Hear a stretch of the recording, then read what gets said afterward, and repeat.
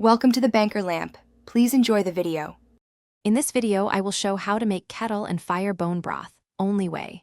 Begin by roasting bones until brown, then transfer to a large kettle and cover with cold water.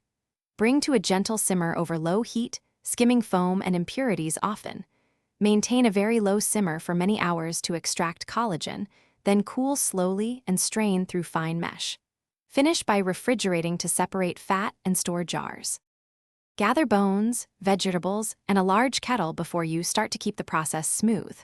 Roast bones until richly brown to boost savory notes, then load them into the kettle with vegetables, a few bay leaves, and 1 tablespoon of whole peppercorns. Pour cold water to cover by 2 inches and let it sit 30 minutes before lighting the fire or turning on low heat.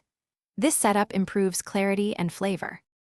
If you're finding this helpful, please subscribe and like so I can keep sharing practical recipes. Quick recommendation.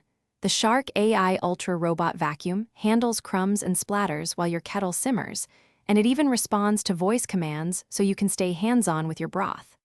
I like how it saves cleanup time and lets me focus on flavor. Check the description for the link and other deals. Now let's get back to the video. Light your fire or set the stovetop to low and bring the kettle to a quick boil, then reduce to a gentle simmer right away to avoid emulsifying fat.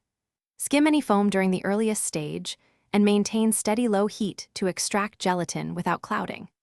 Add a splash of vinegar early to help draw minerals from bones, taste occasionally, and strain through cheesecloth when richly flavored and syrupy to the touch. Thanks for watching. If this was helpful, leave a like and consider subscribing. See you next time.